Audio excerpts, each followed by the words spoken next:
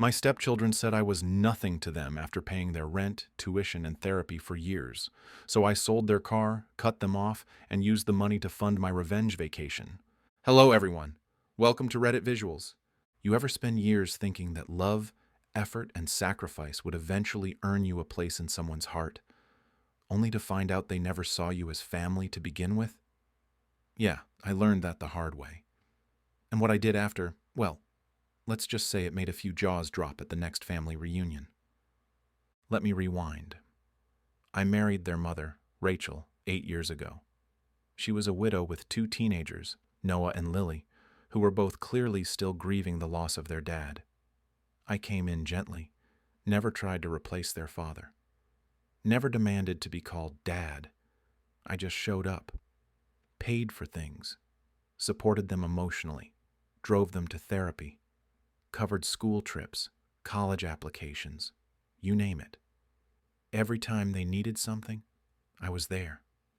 Quietly, steadily, like family is supposed to be. But here's the thing, apparently. I was never family to them. I don't know if I was blinded by love, but I didn't want to believe that at first. I thought they were just teens going through stuff, that they'd grow into it, that one day they'd turn around and say, "Hey, thanks for being there when we needed someone." But the truth slapped me clean across the face during one very uncomfortable dinner conversation. It was a Sunday night. Everyone's gathered around the table. I had just paid off Lily's final semester of college tuition, $8,000 out of my own savings. Please don't judge me. I did all of this out of love and maybe stupidity. There was no big celebration, no thank you, just her usual passive-aggressive eye contact with her plate. Then, mid-meal, she dropped it like it was nothing. My real dad would have helped me anyway. That's what real parents do. I blinked. Did she really just say that? Before I could even gather my thoughts, Noah, Mr. Always the Victim, chimed in with, "Let's not pretend this is some great sacrifice. You're not even our dad. You're just Rachel's husband. Nothing more." And Rachel? She said nothing. Just sat there, silent, fork clinking on plate. I stared at her for 5 full seconds, waiting for her to say something, anything. She didn't. She didn't defend me, didn't tell them they were out of line. She just let it sit there, maybe waiting for me to defend myself. I don't know. That was the moment something in me snapped. See, I've been paying their rent when they moved out, helping Lily with her therapy bills when she got overwhelmed post-graduation. I co-signed Noah's first car loan. And guess who paid off the final $6,000 when he couldn't make the payments? Yeah, me. I wasn't trying to buy love, but I thought maybe, just maybe, they'd see that I gave a damn. But they didn't see it. Or maybe they did and didn't care. Either way, I realized something. I've been trying to win a game I was never invited to play. So I made a decision. Cold, calculated, and very, very expensive. That week, I pulled out the financial receipts. I'm the one who owns Noah's car. It was in my name. And I'd been making the insurance payments too.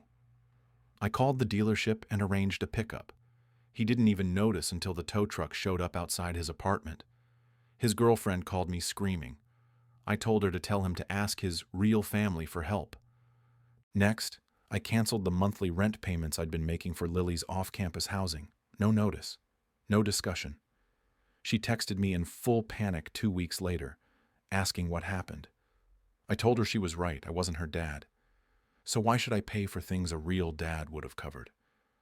I took all that recouped money, every dollar I got from selling the car, every refund from prepaid tuition deposits, even the insurance reimbursements, and I booked a trip.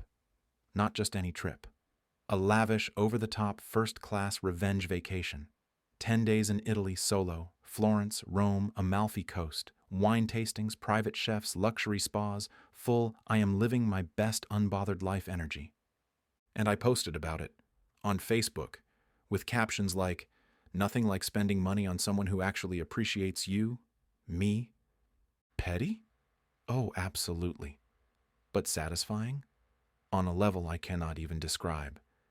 Rachel saw the posts. She messaged me while I was lounging in Positano, asking if this was some kind of midlife crisis. I told her no, this was clarity, and I wasn't coming home. That's when things really blew up. She tried to guilt trip me, said I was punishing the kids for being emotional and that they were just lashing out. But this wasn't about emotions. This was about respect. You don't get to spit on someone and then cry when they stop bending over backward for you. But Rachel wasn't done. She actually had the audacity to say, "You knew they'd never see you as their dad." I said, "Yeah, I knew that. But I thought they'd see me as a human being." I stayed gone for 2 more weeks. When I finally came back, I didn't return to the house. I checked into a hotel, then met with a lawyer. Rachel and I are now separated. Not divorced yet, but I'm drawing my lines.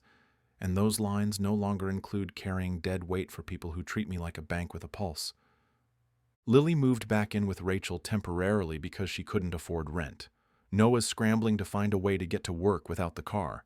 Rachel is fuming because she's realizing how much of the family scaffolding was being held up by me, the man who was apparently nothing. I haven't heard from either kid since. Not an apology, not a message, not a word. Here's the part I keep thinking about, though. I didn't do all of that to punish them. I did it because I finally saw the truth. Some people will let you give and give and give until you are empty, and then blame you when you finally say no more. I stopped trying to prove my worth to people who were committed to misunderstanding me, and I started investing in someone who actually deserved that energy, me. So, was I the a-hole? Should I go back and pretend nothing happened? Or be the bigger person and forgive them? I don't know. Let me know in the comments what you would have done in my place. Would you have kept supporting them anyway? Or do you think I went too far? And if you enjoyed this story, please like, comment, and subscribe. It helps the channel grow and lets me keep bringing you more stories. Thanks for watching.